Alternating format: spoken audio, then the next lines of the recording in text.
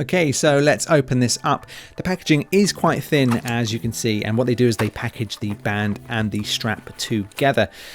So I get the silicone strap here, and I just usually go for the cheapest silicone strap because what I'm going to do is swap that out very, very soon.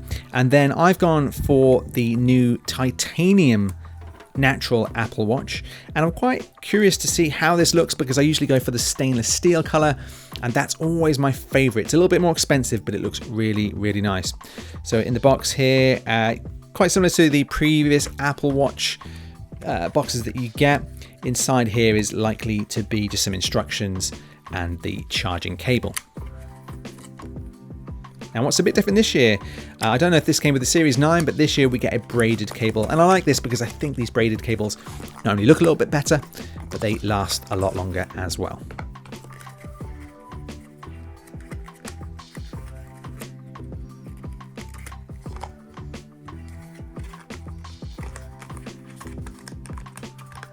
Okay, so let's take a look at this Apple Watch. So it comes in a paper kind of cover this time instead of the old material ones. I think that's to help the environment a little bit. So let's take this out, and you can see this new titanium color of this Series 10. Now, I've got to be honest, it actually looks very, very similar to stainless steel. It's very slightly duller, slightly darker color, but not really, not much. So it's going to be interesting to see how this pairs. This is the Series 7, and this is the Series 10 next to it. Does look quite big at first glance compared to the previous one, and it is a little bit thinner. Not maybe quite as thin as I thought. Maybe it's a little bit overhyped. It's quite similar to the Series 7, but definitely a little bit thinner, but nothing that's super crazy. Okay, so what I usually do is go for the cheapest silicone strap, discard that because I like to instantly change it for a buckle and band Milanese strap. I think if you're going for the stainless steel, the aluminium, or the titanium, this just takes the Apple Watch to the next level. So let's see how this looks.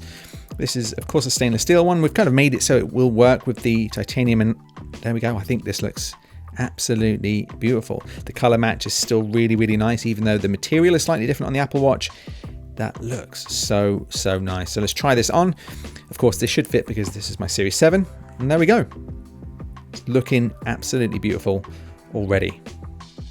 Now, one thing I'm noticing straight away is that the screen, yes, is a little bit bigger, but look at this, the bezel actually on the UI side and the watch itself seems bigger. So to me, at first glance, the UI looks almost the same size, maybe even slightly bigger on the Series 7.